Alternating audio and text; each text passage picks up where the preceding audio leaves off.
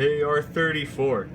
Hey, happy 21st birthday, man. In a couple more years, you'll be able to come to the US and hang out with us all the time. Thanks, guys.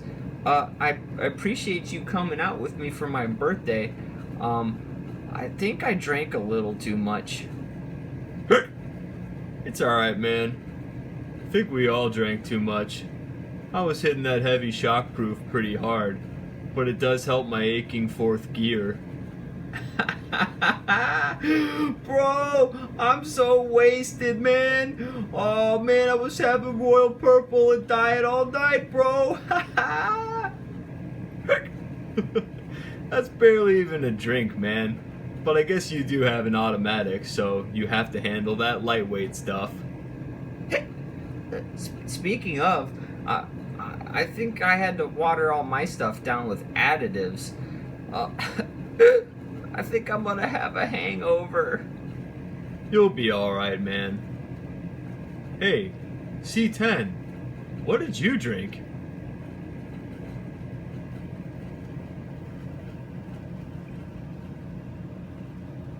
You guys are all a bunch of pansies! I just drank motor oil! So every now and again we hear a question from somebody like, hey, I want to buy a Nissan Skyline GTR or some other sort of JDM car. What sort of thing should I look for when I buy one? Well, today we're going to try to answer some of those questions for you. We're going to focus predominantly on the Skyline GTR since that's our main car that we sell. But this can pertain to a lot of different cars out there as well. Small disclaimer, I will be using generic Google images here. We're not trying to represent any of the specific parts or companies, but we're just using them for informational purposes. So enjoy. Buying an old car can be a huge investment, and also a giant risk. You never know what you're truly getting into, and we can say this from experience because we don't see the cars that we buy until they land here in the US and arrive at our facility. So we understand the frustrations, or risks, or even fear that some people might have with getting potentially a bad car. Unfortunately, the nature of buying a used car is you truly never know. You don't know the person that owned it beforehand, you don't know how it was driven, you don't know how it was taken care of. All you can do is look at the car as it is and just hope for the best or make repairs as you go. Performing routine maintenance on these cars is also very important. Those who expect these cars to drive and ride and last like a brand new Toyota Corolla or Honda Civic are going to be in for a bad experience. Yes, these are old cars, folks, and they're going to need a lot of love and care. Especially the fact that it's an old twin-turbo performance Nissan. Anybody who's worked with a 300ZX before will know some of the pains, but with some of those pains also comes great rewards. The Nissan Skyline GTR can be a lot of fun, and a great project, and a source of personal joy if you're truly a car lover. So what are some important areas that we see on these cars that have a lot of wear and tear or are prone to breaking? Let's take a look. So a lot of times when a Skyline GTR comes in, one of the first things that we see with most of our cars is misfire. The first thing obviously to replace is the plugs. That's the cheapest and easiest part to replace, and you can buy these at your local auto parts store. Sometimes, however, that isn't the case. It can oftentimes be your wiring harness. This is basically an old cable with various bits of plastic on it that after years and years and years of heat exposure and time are prone to breaking. The plastic becomes very brittle and can oftentimes crack once you go to remove them. But what if you replace your plugs and you replace your harness, but you're still getting misfire? Commonly, it can also be your coil packs. Like various other cars, you can buy individual coil packs to test individually and figure out exactly which one is failing. Otherwise, you can replace all 6 and fix the issue for good. The turbocharger. A source of the GTR's joy can also be a source of GTR frustration. The turbochargers on the R32 GTR have a ceramic wheel. This makes them prone to failure after time.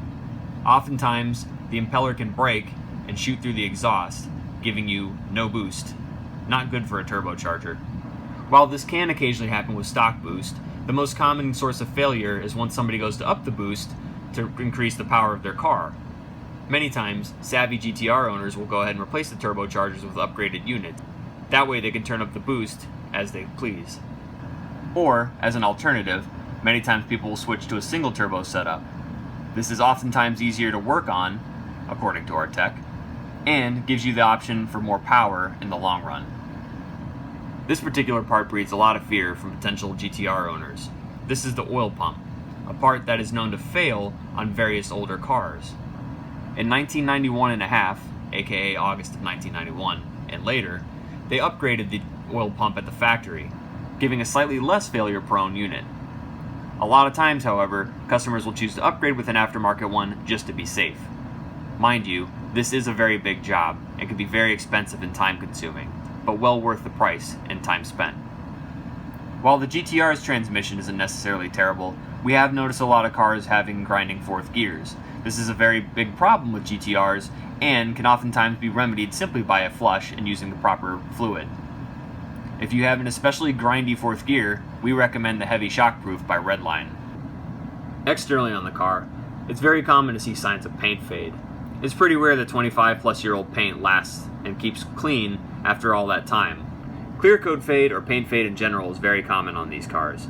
Usually, if a car has exceptionally clean paint, it was immaculately well kept, meaning it was probably a very expensive car, or the car was repainted at some point, either which is really kind of an okay option.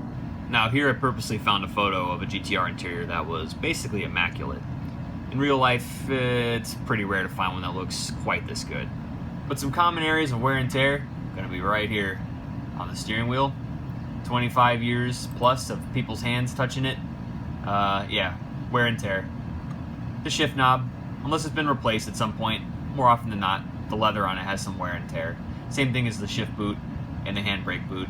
The seats, oftentimes on the bolstering, the side, or especially on the seat back, will have signs of wear and tear on the bolstering, and oftentimes rips.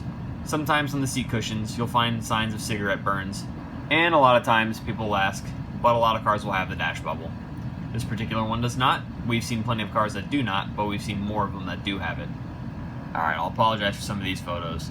This is going to be like that part in high school where the teacher shows you the photos of people with STDs. But, of course, we're going to show you about rust.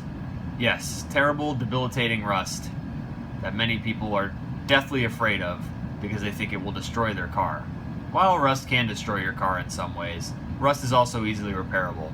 Most body shops can repair it and paint it with ease. Just because a car is a Skyline doesn't necessarily mean that it has to have a specialty body shop. In the end, a car is a car, and a body is repairable by somebody who's competent and confident with doing their job. Oftentimes, we encourage people to ask for photos of a car before purchasing. That way, you know more or less exactly what you're getting into before you purchase. Now, of course, various other things can come up with your car over time, and sometimes these cars will have different issues that we didn't list today, but we tried to cover the most common ones. Hopefully, this has given you some insight into what it's like to own a GTR or just an old car in general. Again, sometimes these things can be very frustrating. We understand it, and we've all gone through it ourselves.